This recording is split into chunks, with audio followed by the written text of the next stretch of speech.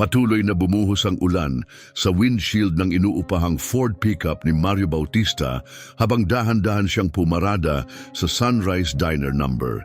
Irpatiet, ang kupas at gasgas na truck ay akma sa maingat niyang piniling pagpapanggap, punit-punit na maong, checker na flannel shirt at sombrerong trucker na ibinaba upang takpan ang kanyang salamin at paputing balbas. Perpektong panakip, walang maghihinala na ang lalaking iyon ay ang CEO ng Sunrise Restaurant Group.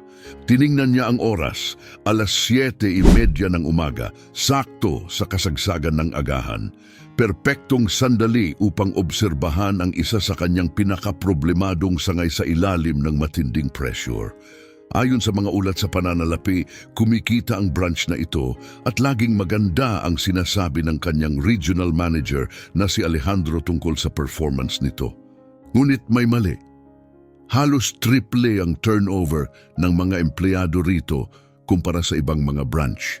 At madalas banggitin sa mga online review na parang kakaiba ang kilos ng mga staff. Ayon sa mga internal survey tungkol sa kultura ng kumpanya, bagsak na bagsak ang morale.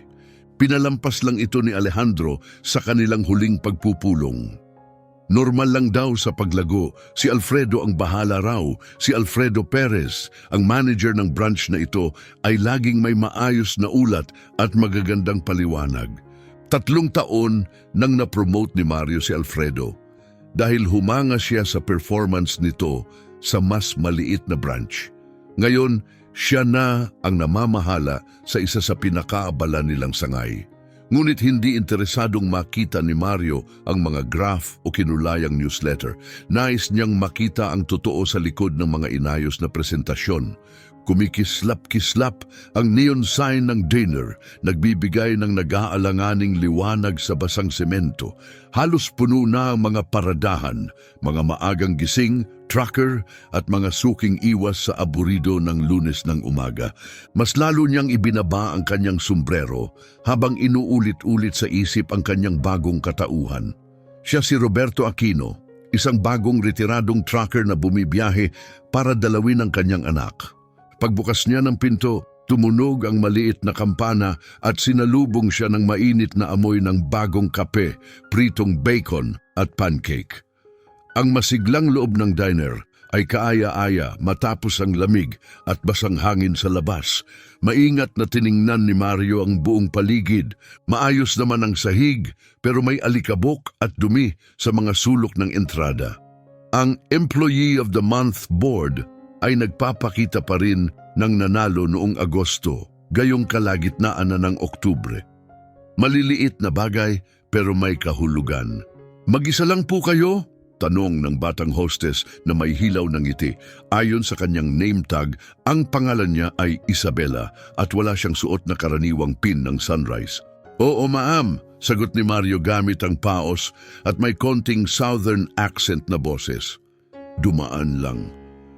Dinala siya ni Isabela sa isang booth malapit sa kusina, mainam para sa pagmamasid, at iniwan siya ng menu sa mesa ng walang sigla.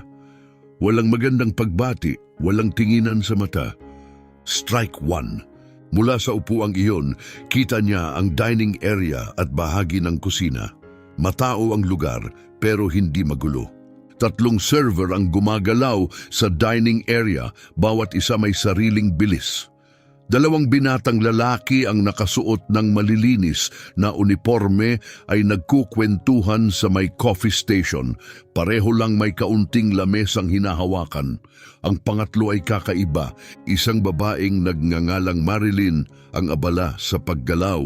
May kasanayang binabalanse ang 3 plato sa isang braso habang nagsasalin ng kape, gamit ang kabila. Malinis ang kanyang suot pero halatang gamit na medyo nagkakalas na ang tahi ng logo. Hindi pilit ang ngiti ni Marilyn. Ang kanyang ekspresyon ay natural habang nagtatrabaho, may halong magalang at focus. Ilang minuto lang, lumapit na siya sa mesa ni Mario, bahagyang hinihingal ngunit kalmado. Magandang umaga, pasensya sa paghintay, kape po muna. Sinsyero ang kanyang ngiti ngunit halatang pagod. Kita sa ilalim ng makeup ang kanyang eye bags. Oh, Paki, Itim na parang hating gabi, sagot ni Mario manatili sa kanyang karakter. Habang nagsasalin siya ng kape, napansin ni Mario ang kanyang mga kamay. Matatag kahit mukhang pagod. May kalmadong taglay na parang isang taong patapos na sa mahabang shift. Ang special po natin ngayon ay ang Trucker's Delight, 3 itlog kahit paano nyo gusto, bacon, sausage, hash browns at buttermilk pancakes, sabay kindat. Pampalakas para sa panibagong 300 milya. Tumawa si Mario. Sakto, ganyan nga, itlog over medium. Sige po, aniya habang sinusulat ang order. Matagal na po ba kayo sa biyahe? Ganitong small talk ay bahagi ng training, makipag-ugnayan sa bisita, magbuo ng koneksyon, pagandahin ang karanasan. Bagong retire lang nitong nakaraang buwan, sagot ni Mario. 40 taon sa kalsada. Ngayon, biyahe ng walang deadline. Sumilay ang liwanag sa mga mata ni Marilyn. Ay, ang saya niyan! Tunay na kalayaan pagkatapos ng lahat ng taon. Medyo napahinto ang kanyang tinig, tila tumama sa personal niyang damdamin ang salitang kalayaan. Habang lumalakad siya pabalik sa kusina, patuloy ang pagmamasid ni Mario. Patuloy pa rin sa kwentuhan ang 2 lalaking server. Paminsan-minsan tumitingin kay Marilyn, hindi sa pagkaawa, kundi may halong pangungutya. Nang dumating ang isang pamilyang may mga bata, inilagay sila ng hostess sa seksyon ni Marilyn kahit may mga bakanteng lamesa sa iba. Sa loob ng pass-through window, nakita ni Mario ang lalaking may edad 40 taong may suot na badge bilang manager. Mas payat na si Alfredo Perez kaysa sa larawan sa opisina. Mas matalim ang mata, mas matindi ang kilos. Nakausap sandali ang isang batang lalaking server na kahawig niya at nagtawanan sila habang nakatingin kay Marilyn. Umandar ang instincts ni Mario, hinasa ng 3 dekada sa mundo ng restaurant. May mali talaga rito.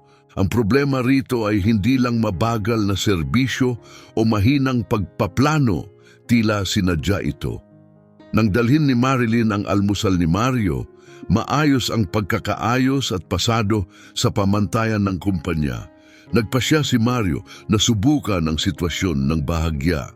Mukhang abala ka ngayon, aniya magaan ang tono. Parang ikaw ang gumagawa ng trabaho ng 2 tao. Sandaling nawala ang ngiti ni Marilyn at mabilis niyang sinipat ang paligid upang tiyaking walang nakaririnig. Ganyan lang talaga ang schedule, sagot niya maingat ang tono. May mga seksyong natural na mas dinadagsa ng tao kaysa sa iba. Kumagat si Mario sa malutong na bacon at nagtanong muli. Di kahit paano maganda ang tip, di ba? Nagkaroon ng halos imperceptible na paghinto bago siya sumagot. Isang pahinga na nagsabing marami. Hinigpitan ni Marilyn ang hawak sa pot ng kape, namuti ang kanyang mga daliri. Kaunti lang ang tip kapag umaga, bulong niya. Mas mahina pa sa isang bulong ang kasunod, lalo na kapag hati-hati, at ilan lang talaga sa amin ang nakakakita ng tip na iyon. Bago pa makatanong si Mario, tinawag na si Marilyn sa ibang mesa. Pinanood niya itong lumayo, nakalimutan na ang kanyang almusal habang unti-unting nag-aapoy ang pagiging executive sa loob niya. May malalim na problema sa diner na ito at hindi ito basta kakulangan sa training o pagkakamali ng pamunuan. Inaasahan niyang makakita ng problema sa sistema ng trabaho. Pero ang natuklasan niya ay mas mabigat, isang posibleng sistema ng paboritismo na maaaring lumabag na sa batas. At si Marilyn ang hindi sinasadyang nagbigay ng unang tunay na palatandaan. Naiwan siyang nakaupo, humihigop ng kape, pinagmamasdan, ang lahat gamit ang mata ng isang bihasang operator. Habang mas tumatagal ang obserbasyon, lalong lumilinaw ang pattern. Si Marilyn ang humahawak ng 12 mesa, laging gumagalaw.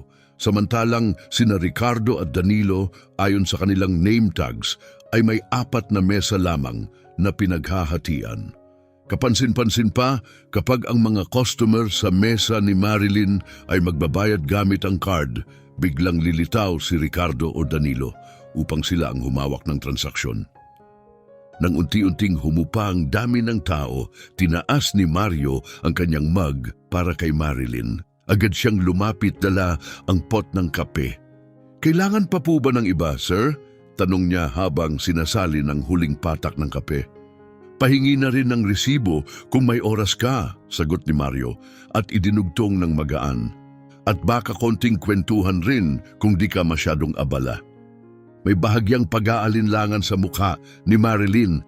"Maari ko pong ibigay ang resibo, pero ang kwentuhan hindi kasi talaga kami pinapayagan." "Naiintindihan ko," sagot ni Mario ng mahinahon. "Nagtatanong lang kasi ako tungkol sa lugar. Balak ng anak kong lumipat dito." Nang mabanggit ang anak, tila lumuwag ang balikat ni Marilyn at tumango. "Kukunin ko ang resibo ninyo." Pagbalik niya, napansin ni Mario na may isiningit si Marilyn na bagong order pad sa kanyang apron. Matalinong hakbang, magbibigay sa kanya ng dahilan upang manatili sa mesa kung may magtanong. "Yung anak niyo po, gusto niyang lumipat dito?" tanong niya habang inilalapag ang resibo. Tumango si Mario, dahan-dahang binubunot ang pitaka. "Oo, may job offer daw kasi. Tinitingnan ko lang kung maayos ang lugar, kung patas ang pagtrato." Tinitigan niya si Marilyn. "Napansin kong marami kang ginagawa, higit pa sa mga kasamahan mo."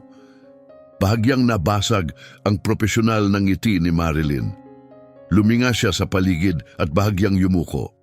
"Hindi ganito dati," bulong niya. "Nang dumating si Alfredo, saka lang nagbago ang lahat." "Gaano ka nakatagal dito?" tanong ni Mario habang inilalagay ang $20 sa ilalim ng resibo. 3 taon. Nagsimula pa nung high school tapos ipinagpatuloy habang nasa community college. Mula sa pagod, sumilip ang kaunting pride.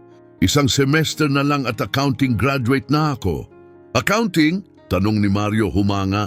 "Kung kaya ko pang tapusin," sagot ni Marilyn, humina ang tinig. "Lalo kasing bumibigat ang gastusin." Nakita ni Mario ang pagkakataong magsaliksik pa. "Hindi ka ba kumikita ng sapat sa tips?" Nagbago ang mukha ni Marilyn. Tuluyang nakita ang bitak sa maskara niyang suot buong umaga. Inilabas niya ang notepad kunway nagsusulat at bumulong ng napakahina na kinailangan pang makinig ng mabuti ni Mario. Dapat pantay-pantay ang hati ng digital tips sa mga nasa shift, paliwanag niya. Pero gumawa si Alfredo ng sistema kung saan piling tao lang ang nakatalaga sa POS. Yung iba sa amin, pinapangako ang ibabalanse sa cash tip pagkatapos ng araw. Idiniin niya ang ballpen sa papel. "Hindi naman totoo yon." Pinanatiling kalmado ni Mario ang mukha kahit nagngangalit na ang loob niya. "Magkano ang pinag-uusapan natin?" "Lagpas 30,000 piso ngayong buwan lang," bulong niya. "Naitala ko lahat ng shift, lahat ng resibo. Alam kong kulang ang nakukuha ko." "Bakit hindi mo i-report?" tanong ni Mario. Napangiti si Marilyn, isang halos talunang ngiti. "Kanino?" sagot niya. "Si Ricardo, pamangkin ni Alfredo, lagi ang may pinakamagandang schedule. Siya ang nasa digital register halos tuwing umaga." Bahagya siyang tumango patungo sa binatang matagal nang pinaghihinalaan ni Mario. "At yung regional management," dagdag ni Mario.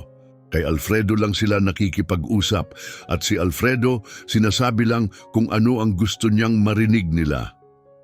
Napailing siya, parang wala ng pag-asa. "Wala namang pake sa mga tulad ko," sabi ni Marilyn. Kung alam lang niya kung sino talaga ang kausap niya, naisip ni Mario. Bahagya siyang yumuko at binaba ang boses. "May iba pa bang nangyayarian nito?" "Halos lahat kami," sagot niya agad. "Lahat ng wala sa circle ni Alfredo." Bago pa siya makapagsalita pa, bumukas ang pinto ng kusina. Agad tumuwid ang tindig ni Marilyn. "Kailangan ko nang bumalik," bulong niya. "Sana makahanap ng mas maayos na lugar ang anak mo." Pinanood siyang umalis ni Mario. Ang pagkadismayay naging matatag na determinasyon. Iniwan niya ang $20 sa resibo Alam niyang malamang ay hindi iyon mapupunta kay Marilyn. Ngunit maingat niyang isiningit ang isa pang 20 dolyar sa ilalim ng baso ng kape. Nakatago, pero tiyak na makikita niya. Habang lumalabas, nadaanan niya si Ricardo sa front register. Nagtatawanan kasama ang hostess. Ang ganda ng shift ngayon, narinig niyang sabi nito, ang lakas ng digital tips. Sa labas, tumigil na ang ulan. Pero para kay Mario, doon pa lang nagsisimula ang totoong bagyo. Sumakay siya sa pickup at inilabas ang cellphone. Tinawagan ng numerong para lang sa seryosong usapan. Isang ring lang. Maria Herrera, sagot ng nasa kabilang linya. Maria, si Mario ito. Kailangan kong i-clear mo ang schedule mo at magkita tayo sa loob ng 1 oras. Habang sinisimulan ang makina, sumulyap siya pabalik sa dinner at nakita si Alfredo na lumabas mula sa kusina, binabati si Ricardo at tinapik sa likod.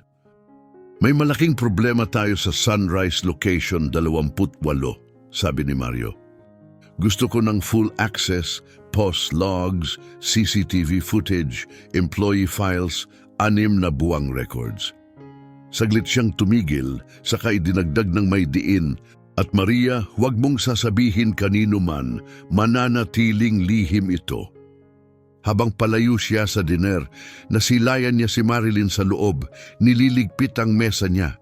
Saglit itong napahinto nang makita ang nakatagong pera. Sa pagod nitong mukha, sumilay ang munting ngiti ng pag-asa. Isang maliit na tagumpay, ngunit lalo nitong pinatibay ang layunin ni Mario. Pumasok siya para sa almusal. Mananatili siya para sa katarungan. Ang conference room ng Lakeside Inn ay ginawang pansamantalang command center.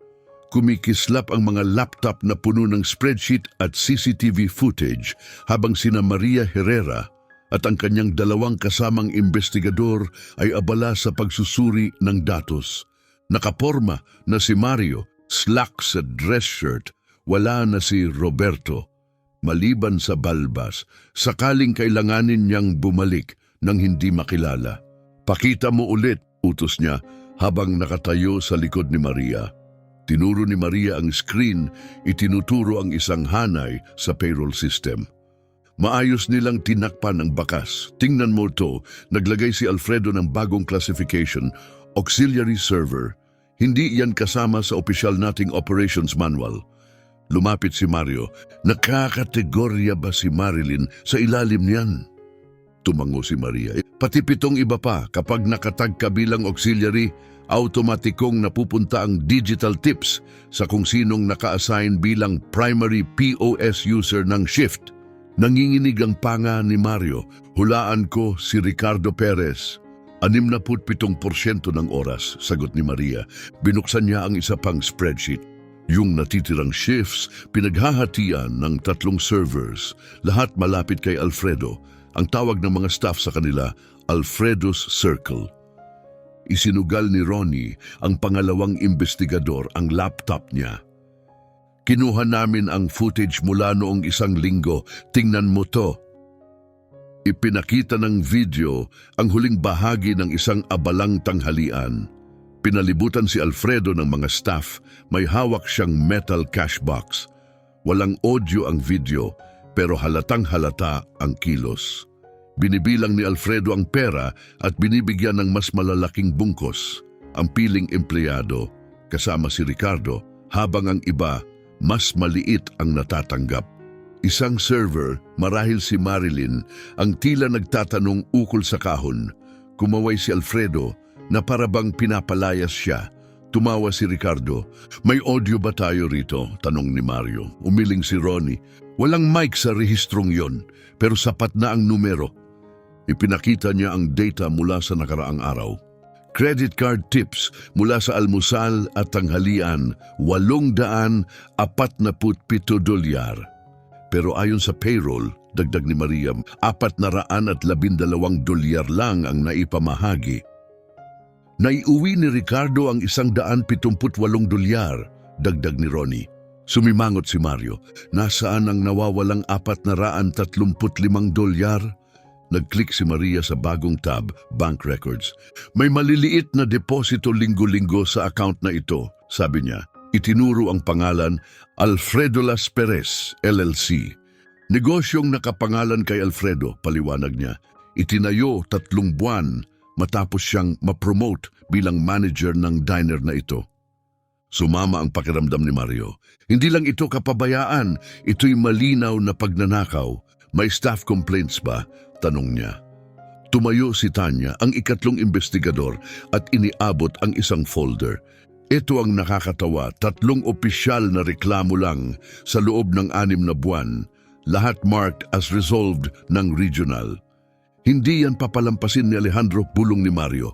Hindi niya nakita, sagot ni Tanya, na intercept lahat ng assistant manager ni Alfredo. Tinuro niya ang ibaba ng form. Hulaan mo kung sino ang pumirma sa lahat ng 3. Tinitigan ni Mario ang pangalan.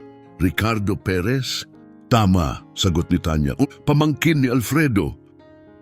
At hindi pa doon nagtatapos. Dagdag niya habang binubuklat ang mga exit interview. Yung mga nag-resign, halos lahat nagsabi ng personal reasons o conflict sa schedule, pero may malinaw na pattern. Nakausap ko ang 6 na dating empleyado ngayong umaga, sabi ni Mario. 5 sa kanila pare-pareho ang kwento.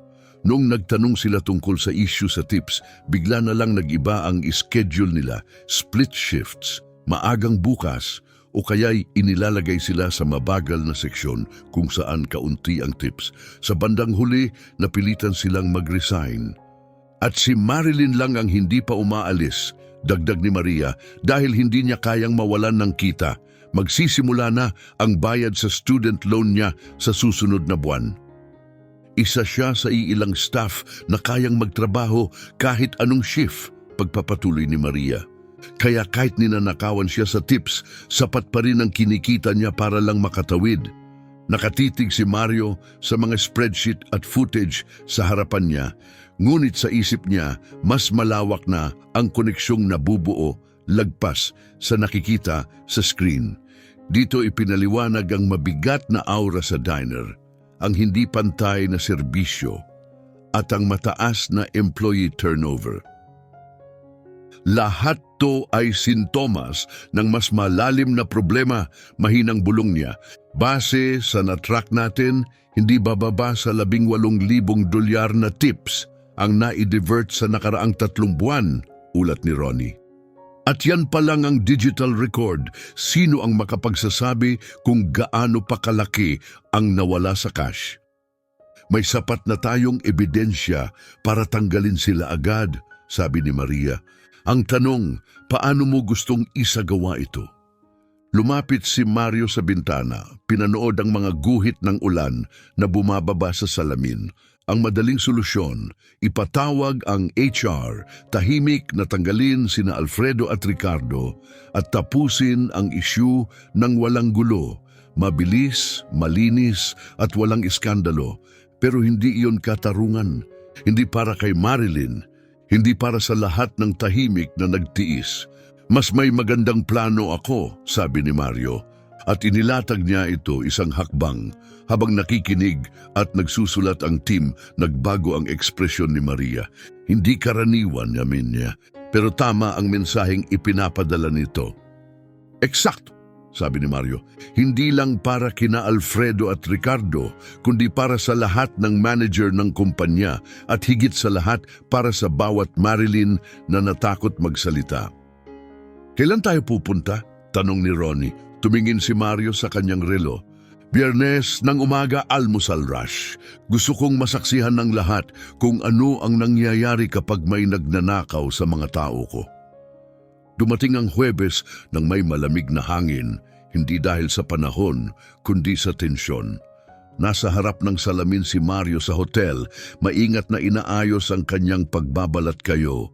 Nananatili ang balbas, ngunit si Roberto ay mas maayos na ngayon, malinis na flannel shirt at bagong pantalon, parang customer na bumalik, mas may pambili.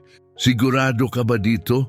Tanong ni Maria mula sa kabilang gilid ng kwarto, nakakasual at may suot na salamin. Anyong anak na kasama sa almusal ang ama. Sigurado, sagot ni Mario habang inilalagay ang prepaid loyalty card sa kanyang wallet. Kailangan natin ng matibay na ebidensya, yung hindi nila kayang itanggi na alam nilang ninanakaw nila ang tips. Pwede na nating tanggalin sila kahit ngayon pa lang, paalala ni Maria. Hindi lang ito tungkol sa pagtanggal ng 2 tao, sabi ni Mario nang may matinding paninindigan. Ito'y tungkol sa pagpapakita sa buong staff na nangyari ito, sinadya ito at ang pinakamataas sa kumpanya mismo ang umaksyon. 1 oras ang lumipas, pumasok sina Mario at Maria sa diner. Tumunog ang kampana sa pinto. Isang bagong hostess, hindi si Isabela, ang bumati at nagdala sa kanila sa isang booth sa sulok. Darating agad ang server ninyo, sabi nito ng walang emosyon bago umalis. Nasa kasagsagan na ang umagang rush. Pinagmasdan ni Mario ang paligid. Pareho pa rin ang pattern. Si Marilyn abalang-abala sa bawat mesa, hawak ang buong operasyon. Samantalang si Ricardo nakaupo at nakikipaglokohan sa mga customer. Malapit sa register, nakatayo si Alfredo. Relax ang postura pero matalim ang mata. Siya si Alfredo, bulong ni Mario kay Maria at yun sa bintana si Ricardo. Tumango si Maria, inilabas ang kanyang telepono at kunway nagbasa ng text. Sa totoo, pinagana na niya ang recording software ng legal team ng Sunrise. Lahat ng pag-uusap sa mesa ay maire-record mula ngayon. Roberto! Masayang bati ni Marilyn. Bumalik ka pala. Hindi ko matiis ang pancake dito, sagot ni Mario, gumingiti. Isinama ko na ang anak ko. Lagi ko kasi siyang kinukwento tungkol sa lugar na to. Nice to meet you, sagot ni Marilyn, mabilis nang ngumiti. Ngunit saglit na tumigil, lumingon kay Alfredo na pinapanood ang booth nila nang may makitid ang mata.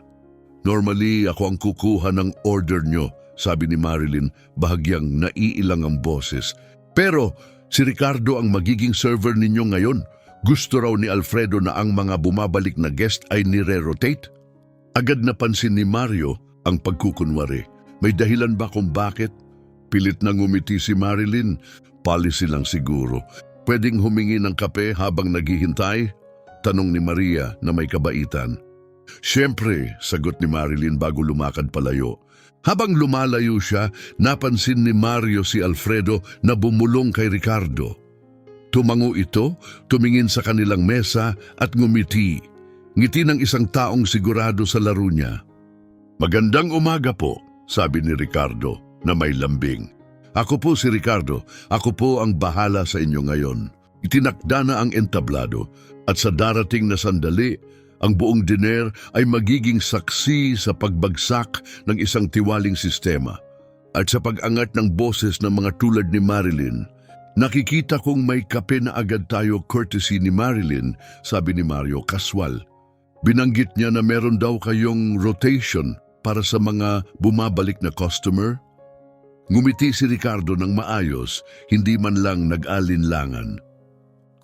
Gusto naming maranasan ng mga regular ang buong Sunrise experience, sagot niya. Iba't ibang server, iba't ibang vibes, para laging bago. Mukhang may punto, sagot ni Mario habang tumatango. May nagsabi sa akin tungkol sa loyalty program niyo. Umorder ako ng card online, naisip kong subukan. Naliwanagan ang mukha ni Ricardo. Smart move, may 5% discount ang card na yon at dahil prepaid, mas mabilis ang checkout. Maayos na nagpatuloy ang almusal at usapan. Pawang maliliit na kwentuhan at normal na customer interaction. Umorder si Mario ng Grand Slam breakfast habang itlog at tinapay naman ang kay Maria. Habang kumakain, tahimik na pinag-aaralan ni Mario ang routine. Si Marilyn ay abala sa halos lahat ng mesa, ngunit ni minsan hindi siya nagproseso ng bayad. Samantala, si Ricardo ay kalmado lang. Lahat ng digital transaction ay dumadaan sa kanya. Nang malinis na ang mesa, dahan-dahang binunot ni Mario ang kanyang loyalty card. Gagamitin ko ito pambayad, sabi niya kay Ricardo, at mag-iiwan ako ng $50 na tip. Nanlaki ang mata ni Ricardo sa gulat. Wow, Sobrang galante niyo. Ngumiti si Mario. Ang mahusay na serbisyo ay dapat ginagantimpalaan, sabi niya ng may diin. Assume ko lang, pantay ang hatian sa tips, di ba? Sandaling natigilan si Ricardo, isang kisap lang ng kaba sa kanyang muka bago muling bumalik ang pino niyang ngiti. Oo naman, pantay-pantay ang hatian sa dulo ng bawat shift. Good to know, sagot ni Mario habang inaabot ang card. Habang lumalakad si Ricardo para iproseso ang bayad, tumingin si Maria kay Mario at bahagyang tumango. Tagumpay ang unang yugto. Pagkalipas ng isang oras, sa kanilang pansamantalang opisina sa hotel, pinapanood ng team ni Mario ang real-time transaction data sa malaking screen. Naiproseso na ang $50 tip at na-divert na agad. Nakuha natin siya. Kumpirma ni Lee, sinusundan ang payment path, programado ang sistema na ilipat ang tips basis sa role classification. Wala sa profile ni Marilyn ang transaction na to. Samantala, sa kabilang silid, nasa video call si Maria kasama ang 3 dating empleyado. Pare-pareho ang salaysay nila. Ang loyalty card system, iminungkahi ni Alfredo, 6 na buwan na ang nakalipas, para raw i-modernize ang pagtipon ng tips. Sabi niya para raw mapadali ang accounting, paliwanag ng isa. Pero iilang tao lang talaga ang pinapayagang magproseso ng mga card. Habang pinagmamasdan mula sa bintana ang mga dumaraang itik sa lawa, tahimik na nagmuni si Mario. Bukas ay may magbabago, may mga mananagot, at may mga makakatanggap ng nararapat na hustisya. Ipadala ang lahat sa legal, utos ni Mario. Gusto kong handa na ang bawat dokumento, bawat transaction, bawat recording bukas ng umaga. Pagharap niya muli sa kupunan, matatag ang tinig. Panahon na para pagsilbihan ang tunay na magnanakaw ng almusal. Sumikat ng maliwanag ang araw, malinaw at malayo sa mga madilim na araw na lumipas. Eksaktong alas 8:45 ng umaga, 3 itim at makikintab na SUV ang huminto sa parking lot ng Sunrise Diner. Napalingon ng mga tao sa loob habang pumila ang mga sasakyan sa harap mismo ng pinto. Abala si Marilyn sa pagsalin ng kape sa isang mesa nang mapansin ang mga dumating. Una niyang inisip, health inspection. Pero bihira namang dumating ng ganong estilo. Sumunod na naisip niya, immigration agents. Ngunit alam niyang kompleto ang papeles ng lahat. Gayunman, bahagyang nanginig ang kanyang mga kamay habang ibinababa ang pot ng kape. Tumahimik ang buong dinner nang bumukas ang pinto. Naunang pumasok ang 2 lalaki at isang babae na naka-business attire, may dalang tablet at mga folder. Sumunod ang isang matangkad at matikas na babaeng may silver gray na buhok at aura ng autoridad. At sa huli, isang lalaking pamilyar kay Marilyn. Nanlaki ang mata niya, nabitiwan ng coffee pot kumalabog sa sahig, si Roberto, ngunit hindi na ang palakaibigang trucker mula noong 1 linggo. Ang lalaking nasa harap niya ngayon ay naka-charcoal suit, walang sombrero, walang southern drawl, walang pagpapanggap. Tanging ang matulis na titig at presensyang nagsasabing may isa sa katuparang mahalaga. Lumabas si Alfredo mula sa opisina, kalahating nagsasalita, ngunit naputol sa pagkabigla nang makilala ang dumating. Mr. Bautista, halos hindi makapaniwala. Hindi po namin inaasahan. Hindi nga, malamig na sagot ni Mario. Malinaw na hindi. Mabilis na kumilos ang corporate team, pumuwesto sa loob ng diner, tinakpan ang bawat exit. Tahimik ang mga customer, hawak pa ang mga kutsara sa ere, nanonood na tila live drama. Mga ginood-ginang, anunsyo ni Mario. Patawad po sa abala, ako po si Mario Bautista, CEO ng Sunrise Restaurant Group. Nagsasagawa kami ngayon ng isang mahalagang company review. Tumango siya sa isang staff member na nagsimulang mamigay ng mga meal voucher. Libre po ang almusal ninyo na ngayon. Sumubok bumawi si Alfredo, lumapit na may pilit ng ngiti. Mr. Bautista, sorpresa po ito. Kung alam lang po naming darating kayo, anong gagawin nyo? Matalim ang sagot ni Mario.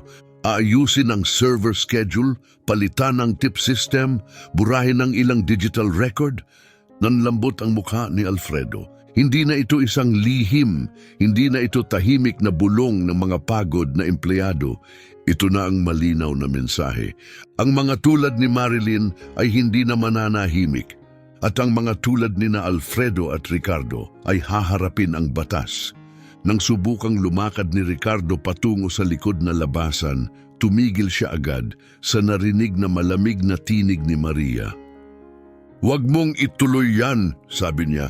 Tahimik ngunit mariin, humarang sa daraanan. May utos ang security na pigilan ang sinumang tatangkang umalis nang walang pahintulot.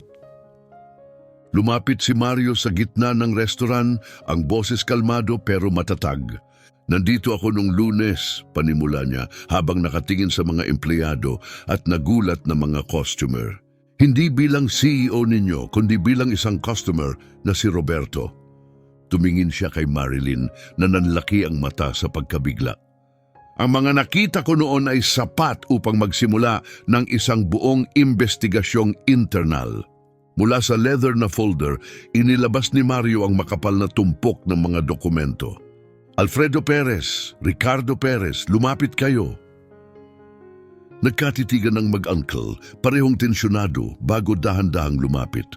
"Sa nakaraang 6 na buwan," malakas na pahayag ni Mario, "pinalihis ninyo ang mga tip ng empleyado sa pamamagitan ng pagmamanipula ng payment system at loyalty program ng kumpanya. Lumikha kayo ng peking employee classification para agawin ang mga digital tips at sinikil ninyo ang sinumang nagsubok magsalita, tinatanggal ang kanilang reklamo bago pa makarating sa regional management." Namula ang mukha ni Alfredo. Walang basehan niyang mga paratang na yan, sigaw niya. "Hindi niyo pwedeng 18,742 dolyar at 63 sentimo, putol ni Mario ng malamig. "Yan ang kabuuang halagang ninakaw ninyo sa team niyo nitong nakaraang quarter. Mayroon kaming transaction records, eyewitness statements at video evidence." Itinuro niya si Maria na ipinakita sa tablet ang spreadsheet. "Kahapon lang, sinubukan pa namin mismo. Isang 50 dolyar tip para kay Marilyn, ngunit direktang napunta sa account ni Ricardo sa mesang siya ang nagsilbi." Namutla si Ricardo. "Uncle Alfredo, sabi mo walang mag-check ng..." Naputol siya sa sarili niyang bibig. Tiningnan siya ni Alfredo ng matalim, parang kutsilyong tumatarak. Bago hinarap si Mario, pilit binabawi ang kontrol. "Mr. Bautista, maliwanag na may hindi pagkakaintindihan. Ipapaliwanag ko lang ang aming team incentive model." "Pagnanakaw," putol ni Mario, walang emosyon. "Hindi yan business strategy, isa yang krimen at sinaktan nito ang mismong mga taong bumubuhay sa kumpanyang ito." Tumalikod siya sa mga empleyado ng restoran na ngayon ay nagtipon-tipon na sa tahimik na bilog.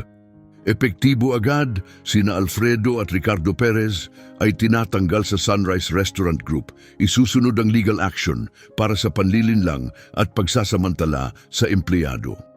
Lumapit ang 2 corporate officer, pumuwesto sa magkabilang gilid ng dalawa at inanyayahan silang lumabas. "Hindi niyo pwedeng gawin to," sigaw ni Alfredo, halatang nababalisa. "Akin ang restaurant na to, ako ang nagtayo nito." "Hindi," sagot ni Mario, matatag. "Minana mo ang isang matagumpay na sangay. Ang itinayo mo ay kultura ng panlilinlang at pananakot." Itinuro niya ang mga staff. Sila ang nagtayo ng lugar na ito at karapat-dapat sila sa mas maayos. Habang dinadala palabas sina Alfredo at Ricardo, lumapit si Marilyn. Puno ng luha ang mga mata.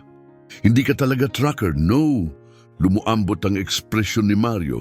"Hindi, Marilyn, pero lahat ng nakita ko rito, lahat ng sinabi mo, totoo. At totoo rin ang ninakaw na pinaghirapan mong kita." Sa unang pagkakataon, sa loob ng ilang buwan, Muling bumalik ang kanyang ngiti, tunay, malaya at puno ng pag-asa. Ano na ang mangyayari ngayon? Mahinang tanong niya. Bumalik si Mario Bautista sa Sunrise Diner number 28. Ngayon, wala nang pagbabalat kayo at wala nang kasamang team. Tumunog ang kampana sa pinto, ngunit ang lugar na pumasok siya ay hindi na ang parehong diner na pinasok ni Roberto. Sumisikat ang araw sa malinis na bintana. Kalmado at kumpiyansa ang kilos ng mga staff at makikita sa kanilang kilos ang tunay na kasiyahan. Sa harap isang digital board ang nagpapakita ng mga staff ng araw, may ngiting larawan at malinaw na breakdown ng kung paano hinahati ang tips. Magandang umaga, Mr. Bautista, bati ng pamilyar na tinig. Lumapit si Marilyn, matibay ang lakad, tuwid ang tindig. Makinis ang uniforme, kumikislap ang manager's pin sa kanyang kwelyo. Magandang umaga, Manager Ortega, sagot ni Mario, buong galak sa pagbabago. Wala na ang pagod sa kanyang mukha. Ang naiwan ay sigla, determinasyon at tunay na pamumuno. Handa na ang paborito mong mesa, sabi niya. Inilalakad siya papunta sa parehong booth kung saan nagsimula ang lahat. Pwede ba akong makaupo muna? Wala pang rush sa loob ng 20 minuto. Siyempre, sagot ni Mario habang nauupo. Tiningnan niya ang mga pagbabago, public na rotational chart ng mga server, POS terminals na may personalized logins, isang bagong dashboard sa kusina na nagpapakita ng real-time tip distribution. Kumusta ang bagong sistema? Tanong ni Mario habang nagsasalin si Marilyn ng kape. Isang bagay na palagi niyang gustong siya mismo ang gumawa tuwing bumibisita si Mario. Langit at lupa ang pinagkaiba, sagot niya ng may ngiti. Alam ng lahat kung magkano ang kita nila. Real-time ang update ng dashboard, wala nang nawawalang pera. Tumango si Mario kontento. Matapos alisin sina Alfredo at Ricardo, inanyayahan niya si Marilyn na tumulong bumuo ng bagong tip-sharing system, isang sistemang inaasahang ipatutupad sa lahat ng 147 Sunrise locations. At ang klase mo? Tanong ni Mario habang humihigop ng kape. Magsisimula na ang final semester ko sa susunod na linggo, sabi ni Marilyn, kumikislap ang mga mata. Kasama sa promotion ko ang compensation package na sapat para mabayaran ang tuition at yung back pay mula sa settlement kina Alfredo at Ricardo sobra pa sa ninakaw nila. Mabilis umusad ang kasong legal laban sa mag-Uncle Perez. At hindi ito tahimik na proseso. Dahil sa matibay na ebidensya, pumili silang makipagsettle kaysa humarap sa isang mahaba at bukas na paglilitis. Pumayag silang bayaran ang bawat sentimo ng nawala sa mga empleyado, kasama pa ang karagdagang penalty.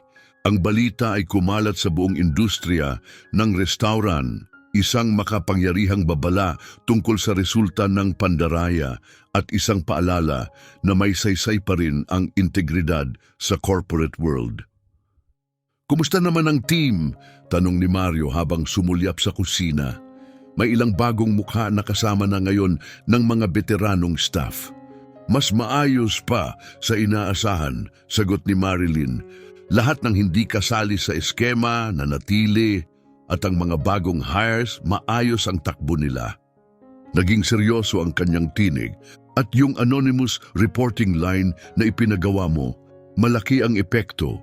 Sa wakas, may tiwala na ang mga tao na pwedeng magsabi ng totoo.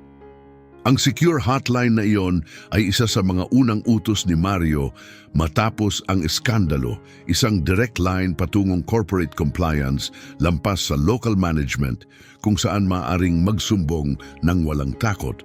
Mas aktibo na rin ang regional oversight, banggit ni Mario. Si Alejandro nga linggo-linggo bumibisita ngayon, tugon ni Marilyn na may pilyang ngiti. Kahit mukha pa rin siyang laging papasok sa biglaang exam. Bahagya siyang natawa. Hindi mo siya masisisi pagkatapos ng crash course mo sa kanya. Hindi masamang tao si Alejandro, pero naging kampante. Umasa lang siya sa report ni Alfredo, hindi na nagtatanong. Imbes na tanggalin, pinili ni Mario ang mas makataong ruta, re-education. Si Alejandro ay dumaan sa masinsinang training sa employee rights, fraud prevention at ethical leadership. Kasunod nito ay 6 na buwang supervision. Habang unti-unting dumarami ang customer para sa agahan, tumayo si Marilyn upang salubungin sila. "Mag-almusal ka pa ba?" tanong niya. "Sandali lang," sagot ni Mario. "Marami pa akong dapat puntahan. Pangatlong beses ko na rito ngayong linggo." Matapos ang natuklasan niya sa Sunrise number, 28, palihim siyang nagsagawa ng surprise audit sa 10 pang branch. 2 ang may minor irregularities, 1 ang muling nahuling may tip skimming scheme. Hindi kasing sopistikado pero mali pa rin. Dama na ang mensahe. Sa Sunrise, ang pananagutan ay hindi na lang pangkalahatang prinsipyo sa handbook. Ito na ang bagong pamantayan. Bago umalis, naglakad si Mario sa buong diner. Kinakamayan ang bawat empleyado. Sa opisina na dating kay Alfredo, napansin niya ang maayos na nakapatong na accounting textbooks at training manuals. Lampas 17% ang projected growth natin ngayong quarter. Sabi ni Marilyn nang may pagmamalaki habang inaakay siya palabas. "Tama pala ang sabi nila, masaya ang customer kapag masaya ang staff." "May kutob na kaming ganun nun pa," sagot ni Mario na may kindat. Sa labas, sandaling tumigil siya para silipin muli ang diner mula sa bintana. Naroon si Marilyn, maayos na nagmamando ng floor habang lumalakas ang agahan rush. Sa kanyang likuran, nakasabit sa dingding ang bagong mission statement, binuo kasama ng mga kinatawan ng corporate at empleyado ilang linggo matapos ang iskandalo. Ang respeto ay nagsisimula sa katapatan. Ang tagumpay ay sumusunod ng natural. Habang papaalis si Mario, tumunog ang kanyang telepono. Isang mensahe mula kay Maria. Isa pang sumbong ang dumaan sa hotline mula sa isang maliit na branch sa Nebraska. Magkaiba man ang detalye, pareho ang diwa, isang taong may kapangyarihan na inaabuso ang mga walang laban. Walang alinlangang nag-type si Mario ng tugon, "Magpadala ng team, susunod ako bukas." Sumulyap siya sa rearview mirror, Sunrise Diner number 28. Unti-unti nang lumiliit sa kanyang paningin.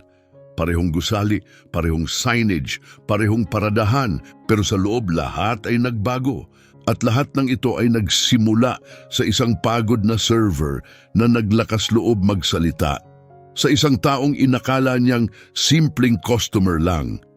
Tahimik na ngumiti si Mario. Sa restaurant industry, madalas pag-usapan ng sangkap, ang pagkain, ang lasa, ang presentasyon. Pero kung minsan ang pinakamahalagang sangkap ay wala sa menu, sila ay tiwala, dangal, at ang tapang na tumindig para sa tama, lalo na kapag iniisip mong walang makapangyarihang nakatingin.